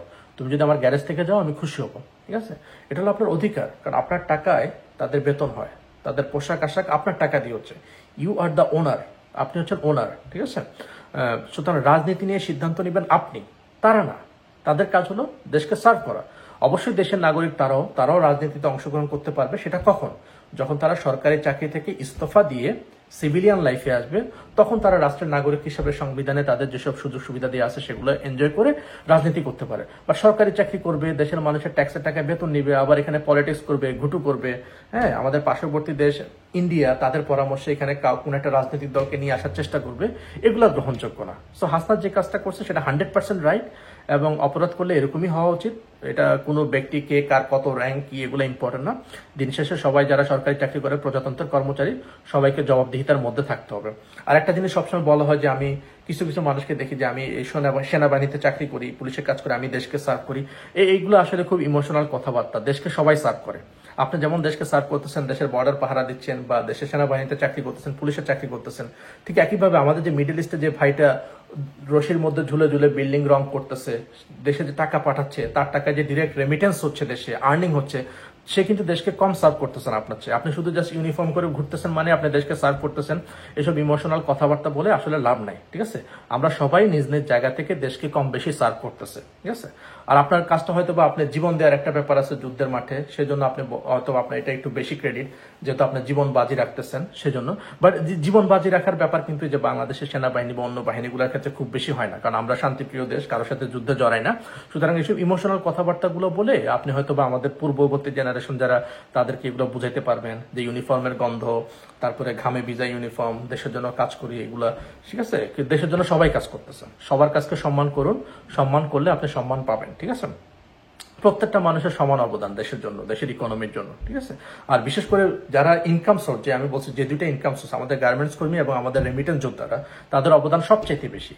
এখন 19-20 তো হবে, কারো অবদান একটু কম, কারো অবদান একটু বেশি। সবাই নিজ নিজ জায়গা থেকে দেশকে সার্ভ করতেছে, কিন্তু বাংলাদেশের এই প্রেক্ষাপটে আমাদের জন্য এর হলো আর্নিং সোর্স, পরিবারের বড় ছেলে। ঠিক আছে, এদের আমাদের বিশেষ করে টেক কেয়ার করতে হবে। ঠিক আছে, কারণ হচ্ছে আপনি বলতে পারেন যে আমি তো বিদেশি টাকা ডলারে বেতন নিই না, আমাকে তো সরকার টাকা দেয়। টাকা কোথা থেকে আসে আপনাকে বুঝতে হবে। যে পরিমাণ ডলার রিজার্ভে থাকে, সেই ডলারের এগেনস্টে টাকা ছাপাতে পারে, সে টাকা দিয়ে আপনার বেতন হয়। ডলার নাই রিজার্ভে, আপনার বেতন, আপনার টাকাও নাই, কারণ টাকা ইটসেলফ ভ্যালুলেস থিং। আপনার যদি রিজার্ভে পর্যাপ্ত পরিমাণ ডলার না থাকে, ওইটার এগেনস্টে আপনার টাকা ছাপাইলে মূল্যস্ফীতি হু করে বাড়বে। ঠিক আছে, ওইটা যেমন আপনি যদি জিম্বাবুয়ের দিকে তাকান, ওখানে একটা বাটার কিনতে গেলে এক বান্ডেল, এরকম বড় একটা বান্ডেল টাকা নিয়ে যেতে হয়। মূল্যস্ফীতির অবস্থা এত খারাপ, কারণ হচ্ছে ওদের রেমিটেন্সে ডলার নাই, ওদের রিজার্ভে ডলার নাই। রিজার্ভে ডলার না থাকার কারণে সরকার ইচ্ছা মতো টাকা ছাপাইছে, ওদের যে লোকাল কারেন্সি, ওই লোকাল কারেন্সি দিয়ে কিছু কিনতে গেলে এত পরিমাণ মূল্যস্ফীতি, একটা বাটার কিনতে গেলে এতগুলা জিম্বাবুয়ে ডলার টাকা নিয়ে যেতে হয়। ঠিক আছে, তো একই অবস্থা বাংলাদেশে হবে। সো আপনি যে বেতন পান ওটা টাকার আসলে অত ভ্যালু নাই, ভ্যালু হচ্ছে ডলারের। ডলার যত আছে তার এগেনস্টে টাকা ছাপাইতে পারে। আর ডলার আসে কোথা থেকে? আমি বলছি গার্মেন্টস বা রপ্তানি করে যেটা আসে, এবং আমাদের বিদেশি ভাইরা যে টাকা পাঠায় সেখান থেকে ডলার আসে। ঠিক আছে, এটাই হলো যে মূল জিনিস। এটা আপনাদের বুঝতে হবে, কে আর্ন করতেছে আর কে খরচ করতেছে। ঠিক আছে, এই জিনিসটা সবসময় মাথার মধ্যে রাখবেন। দেশের জন্য কে আর্ন করতেছে আর দেশের জন্য কে খরচ করতেছে। যারা আর্ন করতেছে সে যতই সামান্য মানুষ হোক, 8-9 পাস হোক, কিন্তু সে দেশের আর্নিং মেম্বার, বিদেশে কষ্ট করে ইনকাম করতেছে, দেশের জন্য টাকা পাঠাচ্ছে, তার টাকাতে দেশের অর্থনীতি সচল। আর বাংলাদেশে আপনি সরকারি চাকরি করেন, উল্টাপাল্টা সুটেড বুটেড হয়ে বসে থাকেন, মানুষকে ধমকান, গালিগালাজ করেন, এটা ঠিক না। নতুন বাংলাদেশে আমরা এটা চাই না। ঠিক আছে, দেশের মালিক দেশের জনগণ, সাধারণ মানুষ। তো দেশের মালিক যারা, তাদের কাছে ওরা জবাবদিহি করতে বাধ্য থাকবে। ঠিক আছে, জবাবদিহি করতে বাধ্য থাকবে। এই জিনিসটা নতুন বাংলাদেশ ইনশাল্লাহ আমরা যেন এনশিওর করতে পারি, সেজন্যই এত কিছু বলা। কোনো বাহিনী বা কোনো প্রতিষ্ঠান তাদের নিয়ে কথা বলা যাবে না, এটা না। সবাই ট্যাক্স পেয়ার, যারা ট্যাক্স পেয়ারদের দেশের ট্যাক্সের টাকা চলে, অবশ্যই দেশের মানুষের কাছে তাদেরকে জবাবদিহি করতেই হবে। আরেকটা জিনিস খুব শোনা যাচ্ছে, বিশেষ করে এগুলো প্রোপাগান্ডার অংশ, যে বাংলাদেশে কি সেনাবাহিনী শাসন চলে আসবে কিনা। দেখেন, একটা সময় ছিল 80 সাল 70 সাল, তখন সেনাবাহিনীর অবস্থা আর এখনকার অবস্থা, বৈশ্বিক অবস্থা এক না। আর কারণ হচ্ছে আপনার তখন আপনি রাত্রেবেলা ক্যান্টনমেন্ট থেকে ট্যাঙ্ক নিয়ে বেরোলেন, রেডিও স্টেশন দখল করে ফেললেন, প্রেসিডেন্ট বা প্রধানমন্ত্রীকে গ্রেপ্তার করলেন, তারপর রেডিও স্টেশন থেকে ভাষণ দিলেন যে অদ্য সকাল হইতে রাত হইতে সামরিক শাসন কার্যকর হলো। এখন আসলে ওই দিন নাই। আপনি রাস্তায় ট্যাঙ্ক নিয়ে বেরোবেন, পোলাপাইনটা সারা রাত জেগে থাকে, ফেসবুক চালায়, টিকটক চালায়, ওরা দেখে রাস্তায় চলে আসবে, ট্যাঙ্ক রাস্তার মধ্যে আটকে দিব, রাস্তার মধ্যে ট্যাঙ্ক খেয়ে ফেলবে। সো ওগুলা করে লাভ হবে না। আর আমাদের যিনি এখন যে রাষ্ট্রের প্রধান আছেন, ডক্টর ইউনূস স্যার, উনি শুধুমাত্র বাংলাদেশি কোনো ফিগার না। উনাকে আপনি যদি মির্জা ফখরুল ইসলাম আলমগীর ভাবেন বা অন্য কোনো সাধারণ মানুষ ভাবেন, ইটস আ রং থিং। তো যারা ডাউট দিয়েছিল যে জাতিসংঘের মহাসচিব নাকি ওনার কাছে শেখ হাসিনার পদত্যাগ পত্র দেখতে চেয়েছিলেন, তাদের জন্য এর চেয়ে বড় চপেট আঘাত কি হতে পারে যে জাতিসংঘের মহাসচিবকে উনি ইনভাইট করে বাংলাদেশে নিয়ে চলে আসছেন, এবং একদিনের জন্য আসেন না, 4 দিনের জন্য আসছেন। মুসলমানদের মতো পাঞ্জাবি গায়ে দিয়ে উনি রোজা রেখে আমাদের রোহিঙ্গাদের সাথে ইফতার করছেন। সো এইসব কথা বলে লাভ নেই। উনি মঈনুদ্দিন ফখরুদ্দিন এইসব লেভেলের মানুষ না। প্রফেসর ইউনূস স্যার অনেক উচ্চমানের একজন, এটা আমি আসলে বলার দরকার নেই, এত গুণগান গাওয়ার, এটা যারা জানে তারা ঠিকই জানে। সো আপনি ওনার সাথে পাল্লা দিবেন, টক্কর মারবেন, আর এখানে সামরিক শাসন করবেন, এগুলো আসলে হয় না। আর মোরওভার এখন মানুষের যে চিন্তা চেতন মনন, বিশেষ করে আমাদের ইয়াং জেনারেশন, আর বিশেষ করে ডক্টর ইউনূস স্যার যে ম্যাজিক দেখাইছেন এই রমজান মাসে, দেশের মানুষকে যে স্বস্তি, যে সম্মান, শ্রদ্ধা উনি দেখিয়েছেন, দেশের মানুষের একটা বড় অংশ আমি বিশ্বাস করি এখন আসলে ইউনূস স্যারের পক্ষে চলে গেছে। সো এখন আসলে ওইসব সামরিক সেনাবাহিনী, কারণ মানুষ এখন সচেতন। আমি বিশ্বাস করি আজকের ভিডিও দেখার পরে মানুষ, যতটুকু আমি আমার অভিজ্ঞতা শেয়ার করতে পেরেছি, মানুষ আরো বেশি সচেতন হয়ে যাবে। সুতরাং ওইসব হাবি জাবি এসব কথা, সামরিক শাসন, বন্দুক দিয়ে গুতাবেন, নল দিয়ে গুতা মারবেন, ওগুলা বলে আসলে মানুষকে এখন ভয় দেখানো যাবে না। মানুষ এখন অধিকার সচেতন, বিশেষ করে আমাদের ইয়াং জেনারেশন। সো এই ধরনের আশঙ্কা, একদমই আতঙ্কিত হওয়ার কোনো কারণ নাই যে দেশে সামরিক শাসন বা এরকম কিছু আসবে, এটা একেবারে সম্ভাবনা বাহিরে। বিশেষ করে ডক্টর ইউনূস স্যারকে আমরা যতদিন আল্লাহ আমাদের ভাগ্যে রাখেন, উনি যদি থাকেন, এই ধরনের জিনিস কখনোই হবে না, ঠিক আছে? এটা হওয়ার সম্ভাবনা নেই। আরেকটা জিনিস যে খুব আতঙ্কের বিষয়, যেমন আমি যখন বাসায় কথা বলে বলতেছে যে বিএনপি আবার একটা অরাজকতা তৈরি করার চেষ্টা করতেছে, সবসময় যেটা করতো 17 বছর, যে ঈদের পরে আন্দোলন নিয়ে আসবে এই সেই, আমার মনে হয় না এখানেও তারা খুব বেশি একটা সফল কাম হবে। তার কারণ কি, যে দেশের মানুষ এখন আসলে তাদের সাথে নাই। ফেসবুকে গেলে দেখা যায় ট্রোলের পরে ট্রোল। আর আমি হয়তোবা ভাবতাম যে গ্রাম অঞ্চলের দিকটা হয়তোবা বিএনপিকে সাপোর্ট করবে, যেহেতু তারা মার্কা দেখে সিল মারবে, এরকম একটা ব্যাপার থাকে। আর ওখানে ভোট ম্যানিপুলেট করা খুব সহজ, 500-600 টাকা দিলে একজন মানুষ ভোট বিক্রি করে দেয়। কিন্তু তারপরও আমি যে টুকটাক আমি বলেছি যে আমার মাঠ লেভেলে কোনো অভিজ্ঞতা নেই, কিন্তু এই কয়েকদিন যেহেতু আমি একটু রেস্টে ছিলাম, অনেকগুলো ভিডিও দেখছি, মানুষের মতামতগুলো দেখছি, আমি যেটা বুঝতে পারলাম যে বাংলাদেশের প্রান্তিক পর্যায়ে মানুষও বেশ সচেতন এখন। আর ইউনূস স্যারের একটা বড় সাপোর্টার সেখানে তৈরি হয়ে গেছে। এখন আমাদের যে ছাত্রদের যে দল, সেটা হয়তো বা সম্ভব না, কারণ তাদের আরো কাজ করতে হবে, হোমওয়ার্ক করতে হবে, প্রান্তিক পর্যায়ে মানুষের কাছে পৌঁছাইতে হবে। কিন্তু ইউনূস স্যার অলরেডি তার একটা ফার্ম পজিশন তৈরি করে ফেলেছেন। কাজে এখন যদি বিএনপি যেসব হুমকি দামকি দিয়ে যদি এসব মানুষের, জনগণের অধিকারের কথা বলে এসব ভোটের জন্য রাস্তায় নামে, এটা আসলে খুব একটা বেগ পাবে না, মানুষের সাপোর্ট পাবে না। আর অলরেডি আপনারা ফেসবুকে দেখতেছেন বিভিন্ন ক্যাম্পেইন, সবাই বলতেছে যে জনগণের কথা যখন বলবেন, ভোটের অধিকার চাই, তখন আমাকে বাদ দিয়েন, কারণ আমি ভোট চাই না, আমি ডক্টর ইউনূস স্যারকে চাই। আমি আসলে সেই কাতারে, এবং বেশিরভাগ আরবান এডুকেটেড মানুষ, অথবা আমার মনে হয় প্রান্তিক পর্যায়ের মানুষও, বিশেষ করে এই রমজানের পরে তারা যে স্বস্তিতে ছিল, সেখান থেকে প্রেক্ষাপট থেকে বলা যায় তারা আসলে ইউনূস স্যারের মতো মানুষকে চায়। এবং সত্যি কথা, আমরা আসলে এরকম শাসক তো কখনো, যাদেরকে দেখিনি তাদের ব্যাপারে তো পড়েছি, আমরা আসলে এরকম কখনো পাইনি। এটা আমাদের বাংলাদেশের জন্য অনেক বড় অর্জন। এবং আমার মনে হয় আমরা দেশের যারা সাধারণ মানুষ, যারা কোনো রাজনীতি করি না, আমরা সর্বতোভাবে সর্বোচ্চ সহযোগিতা ডক্টর ইউনূস স্যারকে করা দরকার। ওনার মতো মানুষ আসলে আমাদের দেশের দায়িত্ব নেওয়ার কোনো প্রয়োজন নাই। উনি যে বাংলাদেশের মতো একটা দেশের প্রধান উপদেষ্টা হয়ে ওনার আসলে পাবার কিছুই নাই। কারণ আপনি দেখেন, একটা গিভেন ডেতে প্রফেসর ইউনূসের কথাবার্তা হয় কোনো একটা দেশের রাষ্ট্রপ্রধানদের সাথে, দেশের রাষ্ট্রপতিদের সাথে, প্রধানমন্ত্রীদের সাথে, এদের ইনভাইটেশন পেয়ে উনি সেখানে যান, এসব হেভি ওয়েট মানুষের সাথে কথা বলেন। আর এখন দেখেন, এই ছাত্রদের অনুরোধে দায়িত্ব নেওয়ার পর ওনার মিটিং করতে হয় কার সাথে? মির্জা ফখরুল ইসলাম আলমগীর, মির্জা আব্বাস, এদের সাথে বসে বসে যমুনাতে মিটিং করতে হয়। এটা আমি মনে হয় ওনার জন্য প্রমোশন, এটা আসলে একটা ডিমোশন, যে সব ঘিলুলেস মানুষের সাথে কথাবার্তা ওনার বলতে হয়। এটা যাই হোক, আমি আসলে ঘিলুলেস বলে কাউকে অসম্মান করতে চাচ্ছিলাম না, কিন্তু ওনাদের যে কর্মকাণ্ড, এটাতে আসলে ঘিলুলেস বললে এখন আমার মনে হয় না আপনারা খুব বেশি আপত্তি করবেন, আনলেস যদি আপনারা ঘোর বিএনপি সাপোর্টার হন, ঠিক আছে? তো এই আর কি। তো প্রফেসর ইউনূসের আসলে বাংলাদেশ থেকে পাওয়ার কিছু নেই, ওনার ব্যক্তি জীবনে পাওয়ার কিছু নেই। আমাদের অনেক কিছু পাওয়ার আছে, সেজন্য আমরা তাকে একটু বুঝায় সুজায় সাপোর্ট দিয়ে রাখতে হবে। আর এই মোটেই নির্বাচন না। আমার মনে হয় বাংলাদেশের যে প্রেক্ষাপট, 5 বছরের আগে কোনো নির্বাচনের কোনো প্রয়োজনই নেই। আমাদের এখন দেশটাকে সংস্কার করতে হবে। অলরেডি 7 মাসে দেখছেন যে একটা দ্রব্যমূল্যের যে বাজারের যে সিন্ডিকেট ছিল, সেটা পুরোপুরি ডিমিনিশ, ঠিক আছে? পুরোপুরি ডিমিনিশ হয়ে গেছে। বাংলাদেশ এখন সিন্ডিকেট নাই, থাকলেও সেটা আগের মতো প্রকট আকারে নাই, ঠিক আছে? তারপরে যানবাহন, পরিবহন সেক্টরে একটা স্বস্তি। আর বিদেশ থেকে রেমিটেন্স আসা, সেটা তো অকাতরে আমাদের প্রবাসী ভাইরা পাঠাচ্ছেন, দেশকে ভালোবেসে, দেশের সরকারকে ভালোবেসে।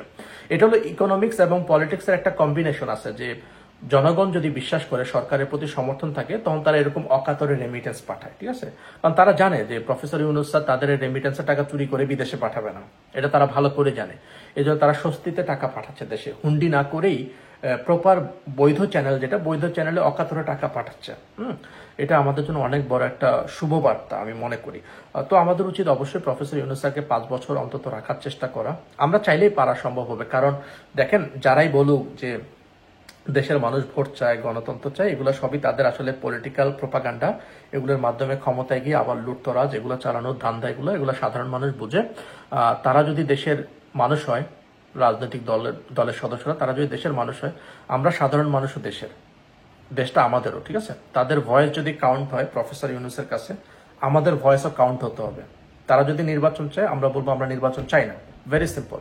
আমরা দেশের উন্নতি চাই, এবং আমরা মনে করি সেই উন্নতিটা কেবলমাত্র সম্ভব প্রফেসর ইউনূসের মাধ্যমেই, এবং আমাদের যে সৎ নিষ্ঠাবান যে ছাত্ররা আছে তাদের মাধ্যমেই সম্ভব। ওইসব পুরাতন প্রোপাগান্ডা বা যেসব রাজনীতিবিদ কুলাঙ্গার, এদেরকে দিয়ে আসলে, যারা সকালে এক কথা বলে রাত্রে এক কথা বলে, মিথ্যা কথা বলে, তাদেরকে দিয়ে আসলে এগুলো সম্ভব না। এটা মানুষ বুঝে, আমরাও বুঝি। সো প্রফেসর ইউনূসকে আমাদের সাপোর্ট দিতে হবে। তো এই রমজান মাসে আজ যে কয়েকটা বিতর্কিত জিনিস আলোচিত হয়েছে বা চর্চা হয়েছে বাংলাদেশে, আরেকটা বিষয় হচ্ছে যে বাংলাদেশের সেনাপ্রধান, যদিও আমি ওনাকে একটু আগে কথা বলেছি, উনি বিভিন্ন রাজনৈতিক দলগুলো, বিশেষ করে বিএনপি, তারা মিলে আওয়ামী লীগকে পুনর্বাসিত করার একটা চেষ্টা করতেছে। এবং এটা এটা এটা এই বিষয়টা কেমন, এটা আসলে আমি এটা মনে করি যে এই যে সন্দেহটা, এটা একেবারে অমূলক না, বরং এটা যথাযথ যুক্তিসঙ্গত। এই বিষয়টা সন্দেহের চোখে রাখা, এবং বিশেষ করে জেনারেল ওয়াকারকে সবসময় চোখে চোখে রাখা উচিত আমার মনে হয়। আর বিএনপি তো চোখে রাখা উচিত, এদেরকে তো সার্বক্ষণিক চোখে চোখে রাখা উচিত। এদের কর্মকাণ্ড সবই ভারত ঘেঁষা। এবং ইদানিং দেখতেছি পালকি শর্মা, ভারতের যে সাংবাদিক, উনি তার নির্বাচন নিয়ে যখন কথা বলেন, তখন ফখরুল ইসলামের কথা, মির্জা ফখরুল ইসলাম আলমগীর, ওনার কথাকে কোটেশন হিসাবে ব্যবহার করেন। তো এখানে বোঝা যাচ্ছে লিঙ্ক কোথা থেকে কোথায় গিয়ে লাগতেছে। সো এটা খুবই যৌক্তিক, বিশেষ করে আমাদের যে হাসনাত যে কথাটা বলছেন যে উনি একটা রিফাইন আওয়ামী লীগ আনার চেষ্টা করতেছেন। সো আমি আগেই বলছি, এটা সেনাপ্রধানের কাজ না, ঠিক আছে? সেনাপ্রধানের কাজ না, সেনাবাহিনীর কাজ না। তারপরেও উনি যেহেতু এটার মধ্যে জড়াই গেছেন, এবং এটা আসলে ফেলে দেওয়ার কোনো উপায় নেই, সবসময় ইনক্লুসিভ ইলেকশনের কথা বলতেছেন। তো এটা অনেকেই বলছে যে ইনক্লুসিভ ইলেকশনের কথা যদি বলেন, তাহলে 14, 18, 24 এই সময় কেন বলেন নাই, তাই না? এই সময়গুলোতে কেন বলেন নাই? এটা আসলে খুবই যুক্তিসঙ্গত ব্যাপার, তাই না? এখন আওয়ামী লীগকে আনার জন্য কেন আপনাদের এইসব ইনক্লুসিভ ইলেকশন বা এগুলার ফন্দি করতে হবে, ঠিক আছে? তো দেখেন, আরেকটা জিনিস, আমাদের আসিফ মাহমুদ সজীব ভুঁইয়া, আমাদের যে মাননীয় উপদেষ্টা, তিনি বলেছিলেন একটা কথা যে তিনি যখন ডক্টর মোহাম্মদ ইউনূস স্যারকে প্রধান উপদেষ্টা করার পর প্রস্তাব নিয়ে তারা যখন জেনারেল ওয়াকারকে বলেন, জেনারেল ওয়াকার সাহেব তখন তাদেরকে বলেন যে বুকে পাথর চাপা দিয়ে তিনি সেটা মেনে নিয়েছেন।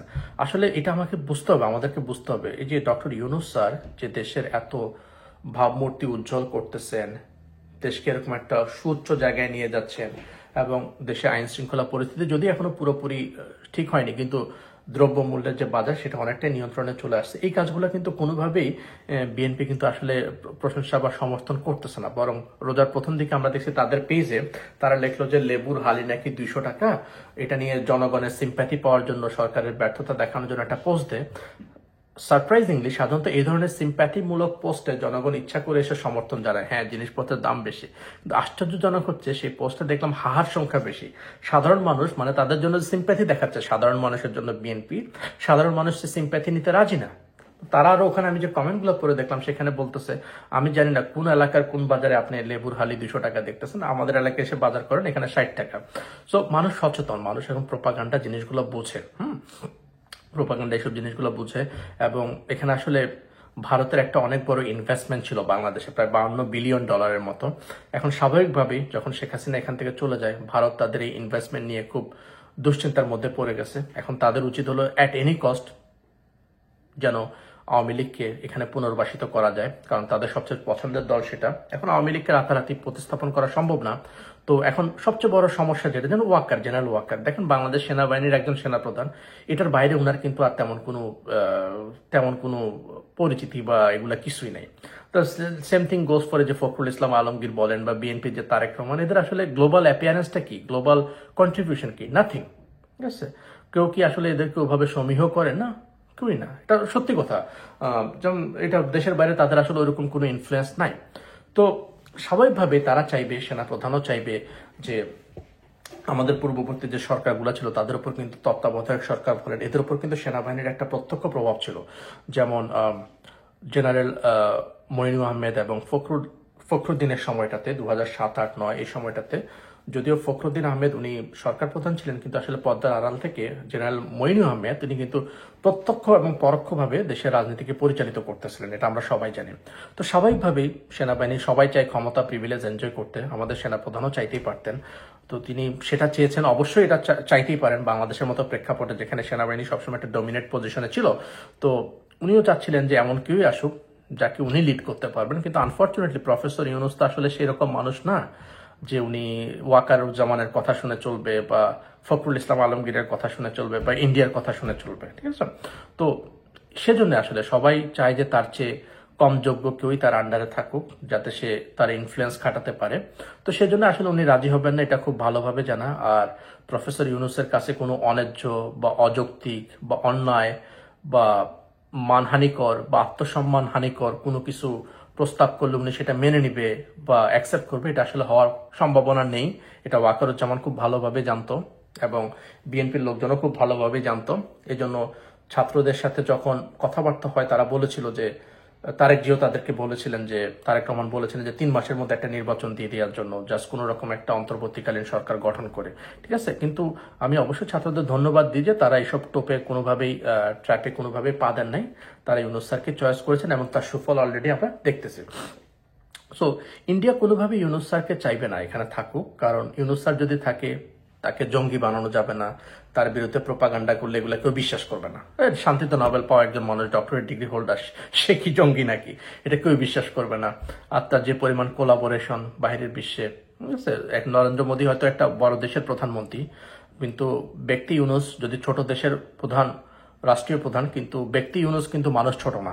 আমাদের দেশ হয়তো ছোট, আমরা হয়তো ইন্ডিয়ার চেয়ে সংখ্যায় কম মানুষ, কিন্তু ডক্টর ইউনূস কিন্তু মানুষ হিসেবে নরেন্দ্র মোদীর চাইতে অনেক গুণে গুণান্বিত এবং অনেক গুণে উপরের দিকে থাকা একজন মানুষ। হ্যাঁ, সো এটা ইন্ডিয়াও ভালো করে জানে। এই জন্য ইন্ডিয়ার এখন একমাত্র টার্গেট হচ্ছে ডক্টর ইউনূস স্যারকে সরানো। ওয়াকারুজ্জামানেরও একমাত্র হেডেক ইউনূস স্যারকে সরানো, ঠিক আছে। বিএনপিরও হেডেক হচ্ছে ইউনূস যেন চলে যায়, তাদের মন মতো একজনকে আনতে পারে যাকে ভর্তা বানানো যায় এবং যার কাছ থেকে একটা সহজে ইলেকশন আদায় করে নেওয়া যায়। আর এটা তাদের জন্য, বিএনপির জন্য একটা অশনি সংকেত যে এখন দেশের মানুষের সমর্থন ইউনূস স্যারের দিকে হিউজ ভাবে চলে যাচ্ছে। হয়তোবা আমি আপনাদের বলে রাখি, যদি ইলেকশন নিয়ে বেশি লাফালাফি করে আমরা হয়তোবা ভবিষ্যতে একটা কাজ করতে পারি, যে একটা হানা ভোট আয়োজন করতে পারি, যেটা জিয়াউর রহমানের সাহেবের সময় উনি আয়োজন করেছিলেন, যে দেশের মানুষকে নির্বাচন চায় নাকি যে এক্সিস্টিং সরকার ইউনূস স্যারের যে সরকার সেটাকে দায়িত্ব অব্যাহত রাখতে পারমিশন দিতে চায়। তো হানা ভোট দিলে মানুষ বলবে যে, আর দেখেন ইলেকশনের নামে এগুলা করে প্রতি কয়েক বছর পর পর কত কোটি কোটি টাকা অপচয় হয়েছে। ইলেকশন করে দেশের মানুষের টাকা নষ্ট করে আমরা কি করতেছি, প্রবাসী ভাইদের এই কষ্টের টাকা, গার্মেন্টস শ্রমিকদের কষ্টের টাকা, এগুলো নষ্ট করে আমরা কিছু প্রহসনমূলক নির্বাচন আয়োজন করতেছি এবং এর মাধ্যমে এক লুটেরাজ থেকে আরেক লুটেরাজের কাছে ক্ষমতা যাচ্ছে, ঠিক আছে। তো এগুলো বন্ধ করার জন্য আমাদের একটা হানা ভোট নেওয়া দরকার। হ্যাঁ হচ্ছে ইউনূস স্যার কি ক্ষমতা পরিচালিত করবেন বা কন্টিনিউ করবেন, আর না হচ্ছে না তারা নির্বাচন চায়। এভাবে একটা হানা ভোট যদি আমরা আয়োজন করতে পারি, ব্যাস এখান থেকে রেজাল্ট চলে আসবে, ঠিক আছে। আমি ব্যক্তিগতভাবে মনে করি আমাদের আসলে এই রাস্তায় যাওয়া দরকার, কারণ বিএনপি যেভাবে ইলেকশন করতেছে সাধারণ মানুষের পালস তো আমি সেটা দেখি না, ঠিক আছে। সো শুধুমাত্র ইলেকশনের ছোটা দিয়ে আমরা এরকম একজন মহান ব্যক্তি ডক্টর ইউনূস স্যার, যাকে আমরা আমাদের জন্য আল্লাহর এক বিশেষ রহমত বলে মনে করি দেশের এই দুরবস্থার সময়, আমরা আসলে তাকে এই গণতন্ত্রের নাম দিয়ে, ইলেকশনের নাম দিয়ে আসলে হারাতে পারবো না। এটা আমাদের এফোর্ট করা উচিত না। আমরা যদি ওনাকে একবার হারাই, আর কবে এরকম মানুষ পাবো? আর দ্বিতীয় আরেকজন মানুষ বাংলাদেশে কি আছে অন্তত আমার জানা নাই, ঠিক আছে। যতই আপনি তারেক রহমান বলেন, যাই বলেন, দেখেন ভাই ওনারা কদ্দুর কি করছে আমরা দেখছি, ওনাদের কে চিনে বা কদ্দুর কি ওনাদের কোলাবোরেশন, সার্টিফিকেট, এডুকেশনের কোনো ঠিক ঠিকানা নাই ওনাদের, ঠিক আছে। সো ওনাদের আসলে এটা সম্ভব না, এটা মানে কম্পেয়ার করাই ঠিক না। অ্যাপল ভার্সেস অ্যাপল তো হয় না, অ্যাপল ভার্সেস আমলকিও হয় না। তো যাই হোক, এখন তো এই জন্য আমরা আসলে ডক্টর ইউনূস স্যারকে যে হারানো, এটা আসলে অ্যাফোর্ড করতে পারবো না। আমরা যেটা আমি প্রপোজ করি বা আমি ধারণা করি যে আমরা একটা হানা ভোটের দিকে যেতে পারি, যে দেশে যদি আসলেই ইলেকশনের জন্য যদি নির্বাচন নিয়ে বেশি নাচানাচি করে বিএনপি, তখন আমরা একটা সার্বজনীন হানা ভোটের আয়োজন করতে পারি। ঠিক একই রকম ভাবে ভোটার তালিকা হালনাগাদ করে, ভোটার আপডেট করে এবং একই রকম বা বিদেশ থেকে প্রবাসীরাও যাতে ভোট দিতে পারে। তো আমরা একটা হানা ভোটের দিকে যাব। আমার মনে হয় যে সেটা করলে আমরা আসলে সঠিক ইনফরমেশনটা পাবো। নির্বাচনের আগে একটা সেমি নির্বাচনের মতো আর কি, যে আমরা কি এখন ভোট চাচ্ছি নাকি এখন আমরা চাচ্ছি যে আমাদের ইউনূস স্যারের যে সরকার সেটা এক্সটেন্ড করুক। তো একটা হানা ভোট নিলে এটা আসলে ক্লিয়ার হয়ে যাবে যে দেশের মানুষ আসলে কি চায়। এবং তারা যদি চায় যে ইলেকশন হোক, ফখরুল ইসলাম আলমগীর তাদের মতো মানুষজন আসুক, এসব কুলাঙ্গার গুলা, তারপরে যদি চায় তাহলে আমরা সেটার দিকে যাবে। আর যদি চাই যে ইউনূস স্যারের মতো মানুষ দেশ চালাক, তাহলে সেটাই হবে। ঠিক আছে, এভাবেই আমরা একটা সলিউশনের দিকে আসতে পারি বলে আমার মনে হয়। তো আমি একবারে ভিডিও শেষ প্রান্তে চলে আসছি। তো এখন যে কথাটা আমি বলবো, যে কয়েক বছর আগে, মানে 40-50 বছর আগেও কিন্তু আমাদের যে পাশের দেশগুলো থাইল্যান্ড, সিঙ্গাপুর, মালয়েশিয়া, এগুলোর অবস্থা কিন্তু আমাদের চেয়ে ভালো ছিল না। কিন্তু তারা আসলে একজন যোগ্য শাসককে পেয়েছে। এবং আপনারা তো জানেন না, মালয়েশিয়ার যে প্রধানমন্ত্রী মাহাথির মোহাম্মদ, যিনি মনে হয় 21 বছরের মতো ক্ষমতায় ছিলেন, তিনিও কিন্তু প্রফেসর ইউনূস স্যারের মতোই একটা অন্তর্বর্তীকালীন সরকার হিসাবে এসেছিলেন। কিন্তু দেশের মানুষ তাকে সাপোর্ট দিয়েছে এবং এই লম্বা সময় তিনি মালয়েশিয়াকে একটা প্যারাডাইসে কনভার্ট করছেন। ঠিক আছে, তো সেম কাজটা প্রফেসর ইউনূস আরো বেশি যোগ্যতা সম্পন্ন মানুষ। আমাদের 21 বছর দেওয়ার দরকার না, আপনি যদি শুধু 5 বছর সময় দেন প্রফেসর ইউনূসকে, আমার মনে হয় বাংলাদেশে আপনি একটা দৃশ্যমান পরিবর্তন দেখতে পারবেন। এবং বাংলাদেশের মানুষজন যে পরিমাণ পরিশ্রমী, ট্যালেন্টেড, বিশেষ করে আমাদের young generation, I am so proud of them. এদের দ্বারা যে কোনো ভালো কাজই সম্ভব। এরা সৎ, অনেস্ট, ইনোসেন্ট, এদের নীতি জ্ঞান আছে, আত্মসম্মান বোধ প্রবল। তো আমরা যদি এদেরকে একজন যোগ্য নেতার আন্ডারে রাখতে পারি, আমাদের প্রফেসর ইউনূস স্যারের মতো একজন মানুষ, যিনি বিশ্বের কাছে একজন আইডল। অনেকে বলে যে গত শতকটা ছিল কার্ল মার্কসের শতক, আর এই যে শতাব্দী, এটা হচ্ছে প্রফেসর ইউনূসের শতাব্দী। হ্যাঁ, তো আমরা যদি এরকম একজন মানুষকে আমাদের সামনে রাখতে পারি, আমার মনে হয় না আমরা জাতি হিসেবে দিক বিদিক শূন্য। আর 5 বছর যদি আমরা একটা সঠিক গণতন্ত্র এবং একটা আইডিয়াল, যেটা আদর্শ, ডক্টর ইউনূস স্যারের মতো একজন আদর্শবান মানুষ, তিনি যদি তার আদর্শগুলোকে দেশে স্থাপন করেন এবং দেশের মানুষ যখন বুঝে যাবে ওকে হ্যাঁ শাসক এরকম হয়, আমার মনে হয় না যে পরবর্তীকালে কেউ যদি এসে এখান থেকে বিচ্যুত হতে চায় সে সেটা মেনটেন করতে পারবে। কারণ দেশের মানুষ অলরেডি বুঝে যাবে। যেমন জাস্ট এখনই যদি ধরেন বিএনপি ক্ষমতা আসলো, আগামী বছর যদি জিনিসপত্রের দাম বেড়ে যায়, মানুষ ইজি বুঝে যাবে কি কার জন্য হচ্ছে, কার ব্যর্থতার জন্য এটা হচ্ছে। ঠিক আছে, তো আমার মনে হয় না যে গত 17 বছর আওয়ামী লীগ যত সহজে দেশ শাসন করতে পেরেছে, ভবিষ্যতে যারা আসবে তারা জাস্ট গণতন্ত্রের নাম দিয়ে এত সহজে দেশ শাসন করতে পারবে, এটা সম্ভব না। কারণ মানুষ সচেতন হয়ে গেছে, মানুষ ভালোটা দেখে ফেলছে। আর আপনি দেখেন জাস্ট যে ওয়াকারুজ্জামান, জেনারেল ওয়াকারুজ্জামান, তার যে হুমকি দামকি দিয়ে কথা বলে, এটার বিরুদ্ধে মানুষ সচেতন হয়ে গেছে। এমন কিন্তু না যে উনি প্রথম করছেন, এটা আগেও করছেন, কিন্তু মানুষ এখন সচেতন। মানুষ একটা স্ট্যান্ডার্ড দেখে গেছে প্রফেসর ইউনূস কিভাবে বিনয়ের সাথে ভদ্রভাবে মানুষকে অ্যাড্রেস করে। সুতরাং ভবিষ্যতে যারা রাষ্ট্রপ্রধান হবে তাদের কাছে সেম প্রত্যাশা থাকবে মানুষের। ঠিক আছে, এখান থেকে যখন একটু চ্যুতি বিচ্যুতি ঘটবে, আমাদের আজকে যারা জেনারেশন, যে ভবিষ্যতে তারা মাঝ বয়সী হবে, বৃদ্ধ হবে, তো তারা তাদের যে শিক্ষাটা, এটা কিন্তু তাদের সাথে কন্টিনিউ করবে এবং তাদের এই শিক্ষায় আলোকিত করবে তাদের পরবর্তী প্রজন্ম, জেনারেশন আলফা। তারা আরো বেশি সচেতন, আরো বেশি স্মার্ট হবে। সো আমি মনে করি যে আমাদের আসলে বাংলাদেশের ভবিষ্যৎ অনেক ভালো, কিন্তু এখন আমাদের দরকার ঐক্য এবং প্রফেসর ইউনূস স্যারকে সমর্থন দেওয়া। আর সবসময় আমাদের ছেলে মেয়েদের পাশে থাকা, যারা এত বড় একটা আন্দোলনের কারিগর, আমাদের যে জেনারেশন, যে তরুণ প্রজন্ম, আমরা যেন তাদেরকে ভুলে না যাই, তাদের আত্মত্যাগ যেন ভুলে না যাই। সবসময় নিজেদের যতটুকু সামর্থ্য আছে ততটুকু সামর্থ্য দিয়ে যেন আমাদের এই ছেলে মেয়েগুলোর পাশে দাঁড়াই, প্রফেসর ইউনূস স্যারের পাশে থাকি, দেশটাকে একটা সুন্দর দেশ বানানোর জন্য আমরা সে কামনাই করি। আমাদের এটা করা উচিত একজন নাগরিক হিসেবে।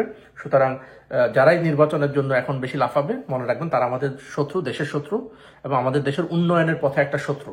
আমরা চাই ডক্টর ইউনূস স্যার থাকুক এবং সর্বাবস্থায় আমাদের ছেলে মেয়েগুলো ভুল করবে, তারা বয়সে কম, আমি আগেই বলছি, ভুল করবে, শিখবে, কিন্তু তাদের মধ্যে সততা আছে। আমি বিশ্বাস করি তারা ভুল করলে নিজেদেরকে শুধরাই নিয়ে ঠিক করবে, যেটা আমাদের পূর্ববর্তী জেনারেশনের মধ্যে যে সততাটা নাই, তাদের মধ্যে চাটুকারিতা, কুলাঙ্গার, মানে আজে বাজে যত খারাপ গুণ থাকা দরকার, মিথ্যা বলা, এইসব গুণগুলো তাদের, এইসব বদগুণগুলো তাদের মধ্যে আছে, যেটা আমাদের ছেলে মেয়েদের মধ্যে নাই। সুতরাং দয়া করে তারা ভুল করলে তাদেরকে শুধরাই দেন, ইনশাল্লাহ আমি বিশ্বাস করি যে তারা ভুল শুধরিয়ে নিবে।